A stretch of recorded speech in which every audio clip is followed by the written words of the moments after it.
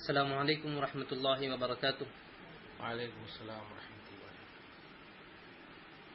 سامعین، قارئین، سنی سینٹر کی جانب سے ایک خصوصی پروگرام آپ کے لیے پیش کیا جا رہا ہے، جس میں ہمارے مفتی صاحب غیر مقلدین کے پیشوا خطیب الہند مولانا محمد جوناگڑھی کا تحریر کردہ تقلید سے متعلق 50 سوال کا جواب آپ کے سامنے انشاءاللہ تعالی پیش کریں گے۔ آپ اسے خصوصی توجہ کے ساتھ سماعت فرمائیں۔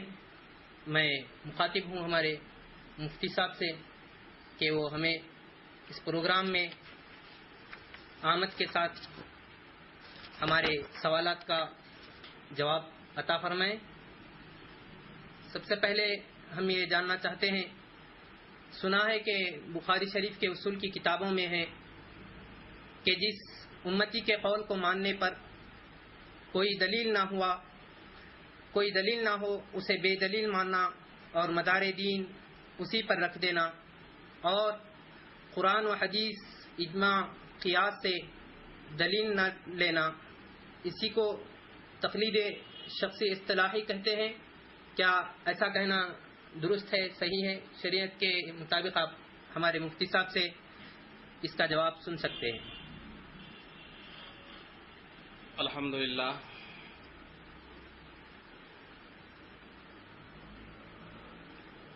الحمدللہ وحدہ والصلاة علی من لا نبی بعدہ، اما بعد فاعوذ باللہ من الشیطان الرجیم، بسم اللہ الرحمن الرحیم، فاسألوا اہل الذکر ان کنتم لا تعلمون، صدق اللہ العظیم۔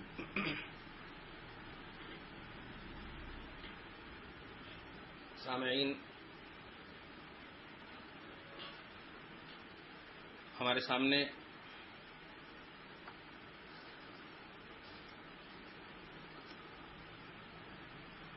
غیر مقلدین کے پیشوا،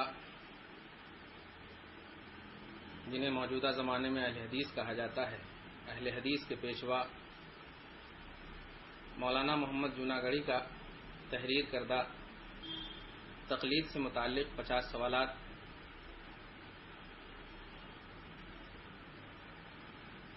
موجود ہیں، اور مجھ سے سوال کیا گیا ہے، مگر سوال میں بخاری شریف کا لفظ استعمال کیا گیا ہے۔ ایسا نہیں، سوال میں فقہ شریف کے اصول کی کتابوں میں ہے کہ جس امتی کے قول کو ماننے پر کوئی دلیل نہ ہو اسے بلا دلیل ماننا، وغیرہ وغیرہ۔ خیر ناظرین، خصوصی توجہ کے ساتھ سنیں۔ یہ جو سوال ہے اور جو انہوں نے سنا ہے، یہ سنا ہی غلط ہے، کیونکہ تقلید شخصی اصطلاحی اسے نہیں کہتے، بلکہ تقلید شخصی اصطلاحی کی تعریف یہ ہے کہ مقلد یعنی تقلید کرنے والا امام اعظم کو فالو کرنے والا، ماننے والا، امام شافعی کو ماننے والا، امام احمد کو ماننے والا، امام مالک کو ماننے والا، کسی مذہب معین کو، یعنی ان چاروں میں سے کسی ایک کو یہ عقیدہ یا یہ سمجھ کر مانے کہ اس مذہب معین کے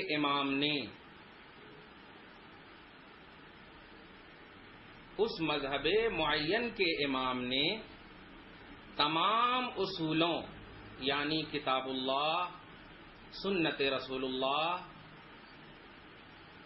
اجماع اور قیاس، یہ اصول شرع کہلاتے ہیں، تمام اصولوں کو اپنی نگاہ میں رکھ کر مذہب بتائے ہیں، مسئلے بتائے ہیں، اس عقیدے کے ساتھ مانے۔ اصل کیا ہے؟ آپ لوگ جو مغالطہ میں پڑتے ہیں وہ تقلید کی تعریف میں ایک لفظ ہے کہ کسی کے قول کو ماننا بلا نظر فی الدلیل، بلا نظرن فی الدلیل کے لفظ سے. بلا نظر فی الدلیل کا مطلب دلیل میں نظر کیے بغیر. اس کو اہل حدیث کھینچ تان کر کے اس کا ترجمہ یہ کرتے ہیں دلیل موجود نہ ہو مان لینا، حالانکہ ایسا نہیں ہے. بلا نظر فی الدلیل کا تعلق مقلد یعنی تقلید کرنے والے ہم سے اور آپ سے نہیں ہے بلکہ امام سے ہے. مطلب کیا ہے کہ امام نے جو مسئلے بتائے ہیں وہ دلیل میں خوب غور و خوض کر لیے ہیں. اب اے مقلدو تمہیں غور و خوض کرنے کی ضرورت نہیں. بلا نظر فی الدلیل یعنی دلیل میں اب تم نظر مت کرو. انہوں نے دلیل میں مکمل طور پر اپنی نظر اور اپنی بصیرت سے اپنی بصارت سے مذہب متعین آپ کے سامنے دے دیے ہیں. اس لیے میں سمجھتا ہوں کہ آپ متشفی ہو گئے ہوں گے کہ نظر فی دلیل سے تھوڑا مغالطہ ہو رہا تھا. اللہ تعالی ہم سب کو مغالطہ سے محفوظ فرمائے. ناظرین، اب ہم اسی طرح آگے کے سوال کی جانب پیش قدمی کرتے ہیں. آگے کا سوال یہ ہے کہ جس تقلید کے بارے میں اس قدر اختلافات ہیں، اس تقلید سے کیا مراد ہے؟ اس تقلید سے یعنی تقلید شخصی اصطلاحی کے کیا معنی ہیں؟ ہم یہ مفتی صاحب کے سامنے سوال رکھتے ہیں کہ آپ ہمیں اس میں مطلع فرمائیں. الحمدللہ بڑی خوشی ہو رہی ہے کہ قرآن کا جو آرڈر اور حکم تھا کہ لوگوں اگر نہیں جانتے ہو تو جاننے والوں سے پوچھ لو. الحمدللہ یہ اعزاز اور یہ عزت اہل سنت والجماعت کو مقلدین کو حاصل ہے کہ وہ نہیں جانتے ہیں تو پوچھتے ہیں. افسوس ہے ان اہل حدیث پر اور غیر مقلدین پر جو اردو کی چند کتابیں پڑھ کر کے اجتہاد کی منزل پر اپنے آپ کو فائز سمجھتے ہیں. اللہ تعالیٰ انہیں نیک اور سیدھی راہ چلائے. آپ کا سوال یہ تھا کہ بھائی تقلید کے بارے میں اس قدر اختلافات ہیں، اس تقلید سے کیا مراد ہے؟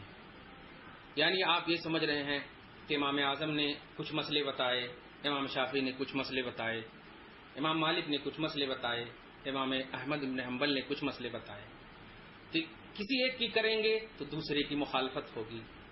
یاد رکھیے اختلاف الگ چیز ہے، مخالفت الگ چیز ہے. اختلاف الگ چیز ہے، مخالفت الگ چیز ہے. نظریے کا اختلاف یہ مذمت کا مستحق نہیں بناتا، مخالفت یہ مستحق بناتا ہے. ہم مخالفت نہیں کرتے یا تقلید میں مخالفت نہیں ہے، اختلاف ہے.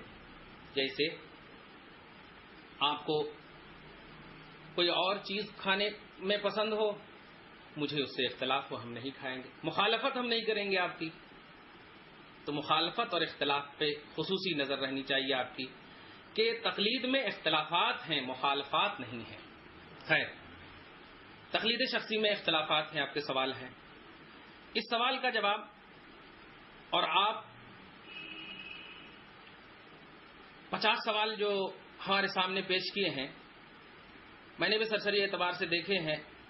اس سوال کا جواب اور ان میں جو دوسرا سوال ہے یعنی کیا تقلید شخصی اصطلاحی حضرت صلی اللہ علیہ وسلم یا آپ کے صحابہ یا آپ کے تابعین کے زمانے میں تھی، اس سوال کا جواب اور جو آئندہ آپ کریں گے دوسرا سوال جو میں نے سرسری اعتبار سے دیکھے ہیں، ان دونوں کا جواب اوپر کی گفتگو سے تو آپ کو معلوم ہو جانا چاہیے.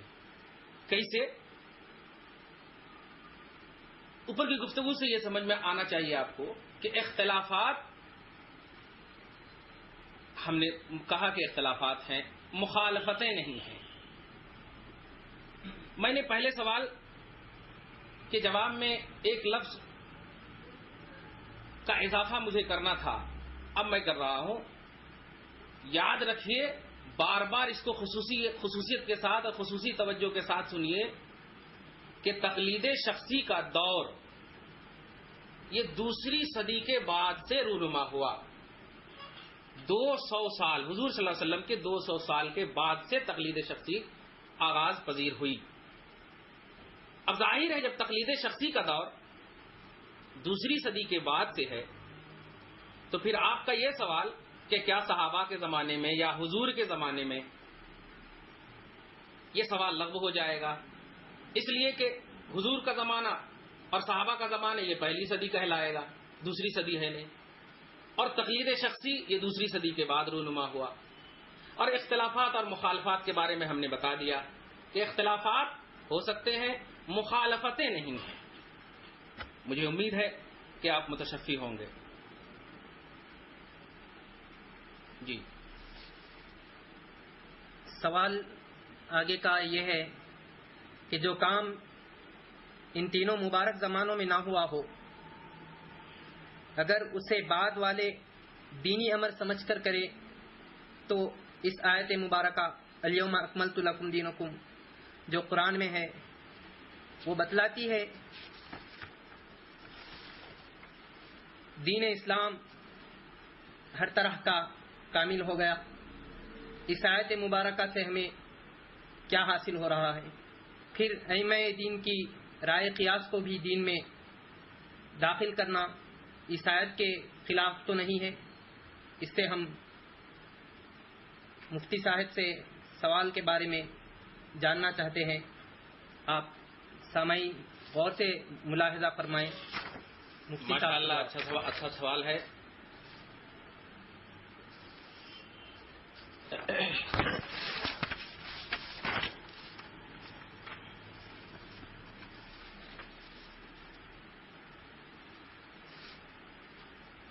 سوال کا آسان جواب یہ ہے کہ نہیں. جی آیت کریمہ جو آپ نے پیش کی ہے الیوم اکملت لکم دینکم الی آخرہ، اس آیت کریمہ سے دین کے کامل ہونے کا علم ہوتا ہے کہ میں نے دین کو مکمل کیا، یعنی دین کامل ہو گیا.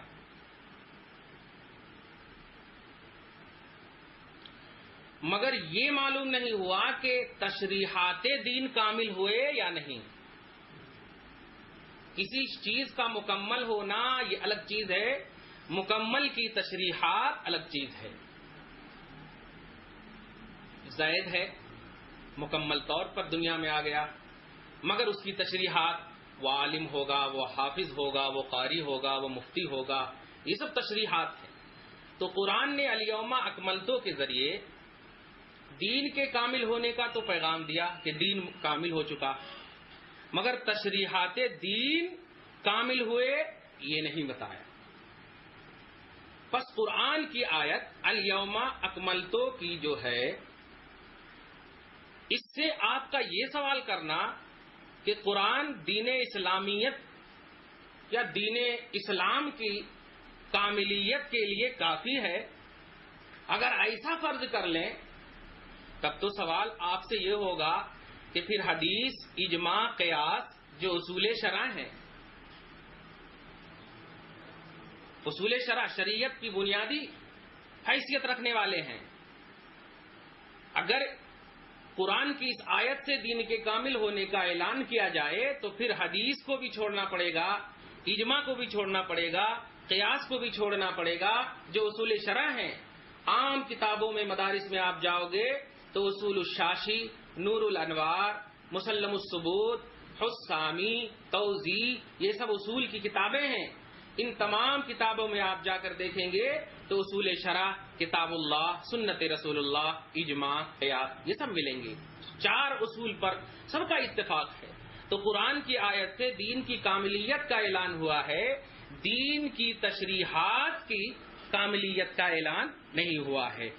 آپ ذرا بتائیے، اگر مذکورہ آیت کے ذریعے دین مکمل ہو گیا اور اسی پر آپ رہ جائیں تو آپ مجھے بتائیے کہ سورہ بقرہ آیت نمبر 281 وَاتَّقُوا يَوْمًا تُرْجَعُونَ فِيهِ إِلَى اللَّهِ، حضرت عبداللہ ابن عباس کی روایت کے مطابق سب سے آخری آیت کریمہ نازل ہونے والی ہے. سب سے آخری آیت کریمہ، یہ جو 281 نمبر ہے سورہ بقرہ آیت کریمہ، یہ سب سے آخری میں نازل ہوئی، اور حضور علیہ الصلوۃ والسلام اس آیت کریمہ کے نازل ہونے کے بعد 21 یعنی 21 روز تک دنیا میں تشریف فرما رہے۔ تو اب بتائیے وہ آیت کریمہ کے ذریعے جو آپ سوال کیے ہیں کہ الیوم اکملت لکم دینکم، اس آیت کریمہ سے اگر دین مکمل ہو گیا تو پھر جو یہ آیت کریمہ اتری، کیا اس آیت کریمہ کو دین میں داخل کریں گے یا نہیں؟ اگر دین میں داخل نہیں کریں گے تب تو قرآن کی آیت کریمہ ہے، اور دین میں داخل کریں گے تو آپ کے سوال کے مطابق مکمل ہو گیا ہے وہاں دین، تو پھر زیادتی لازم آئے گی۔ اس لیے یہ نہ زیادتی ہے اور نہ وہ مکمل میں کوئی نقص ہے، بلکہ اس کا آسان جواب یہ کہ دین مکمل ہوا ہے، تشریحات دین باقی ہیں، اب وہ قیامت تک ہوتے رہیں گے۔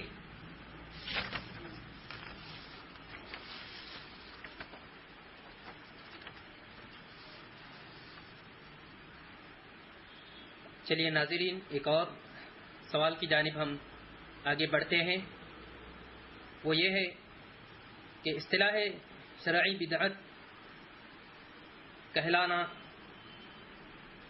یا نہیں، اور جب یہ بدعت ہے تو چوتھی صدی کی ایجاد تقلید بدعت کیوں نہیں؟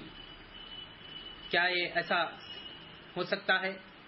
ہم مفتی صاحب سے جواب اس کے بارے میں ناظرین، یہ سوال پہلے سوال کا تتمہ ہے، یہ سوال پہلے سوال سے تعلق رکھتا ہے۔ یعنی حضور کے زمانے میں تھا، اسی طرح دین جب مکمل ہو گیا تو پھر تقلید وغیرہ کا مسئلہ کیوں آیا؟ یہ سب تو بعد کی ایجاد ہیں، اور ان کے کہنے کے مطابق چوتھی صدی کی ایجاد ہے، حالانکہ ایسا نہیں ہے۔ آگے چل کر میں بتاؤں گا آپ کو کہ اہل حدیث اور غیر مقلدین کے بھی بالکل متبع، یعنی جن کی پیروی ہر طرح سے وہ کرتے ہیں، مانتے ہیں، ہم بھی مانتے ہیں ان کو الحمدللہ، شاہ ولی اللہ محدث دہلوی رحمۃ اللہ علیہ، ان کی مقدس کتاب عقد الجید ہے، اس میں انہوں نے واضح کیا ہے، میں اس کی صراحت آگے کروں گا۔ یعنی اس سوال کا خلاصہ یہ ہے کہ جب دین مکمل ہو گیا تو دین میں مکمل ہونے کے بعد تقلید کی ایجاد جو چوتھی صدی کی ہے، سوال ہی پہلے غلط ہے کہ چوتھی صدی کی ایجاد ہے ہی نہیں، تقلید شخصی کا دور دوسری صدی کے بعد ہوا، اور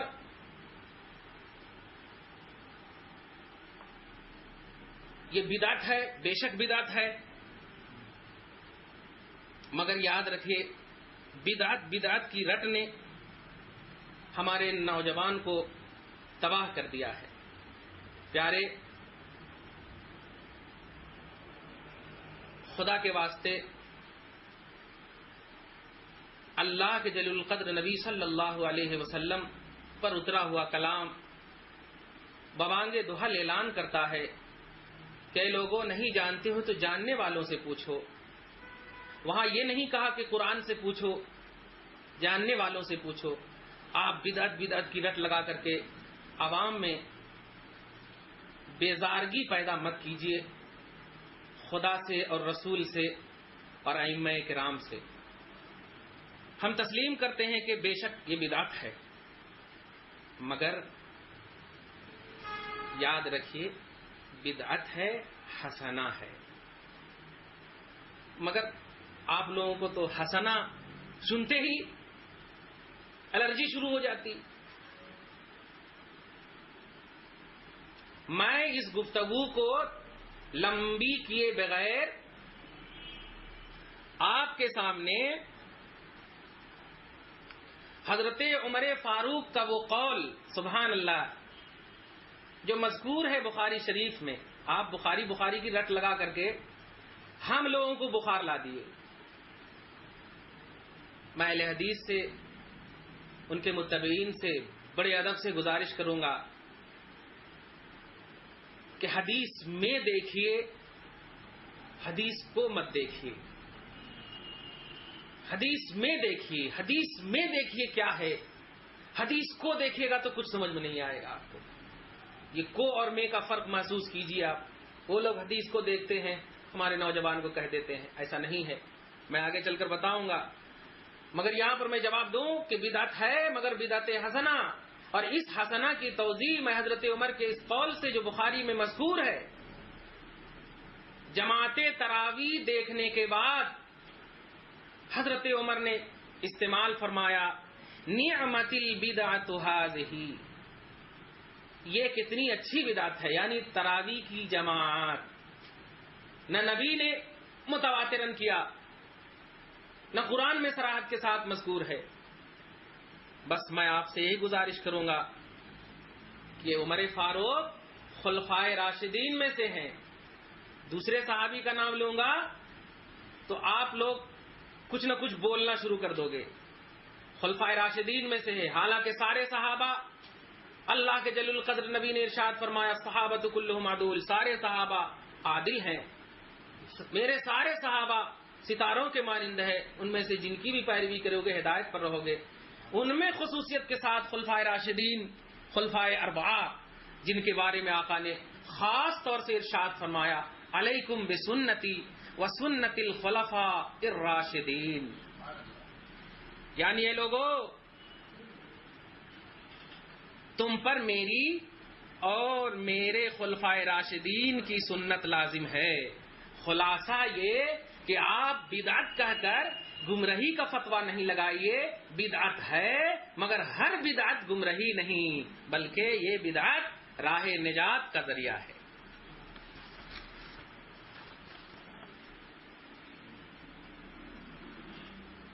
حاضرین، ایک اور سوال ہم مفتی صاحب کے سامنے رکھتے ہیں کہ تقلید مذکور فرض کیا ہے؟ تقلید مذکور فرض ہے یا پھر واجب ہے یا مستحب یا مباح؟ یہ کیا ہے؟ آپ ہمیں اسے مطلع کریں اور اس کی دلیل کیا ہے یہ بتلائیں. ماشاءاللہ. چلیے یہاں تک تو آپ آ گئے کہ تقلید کو تسلیم کر لیا.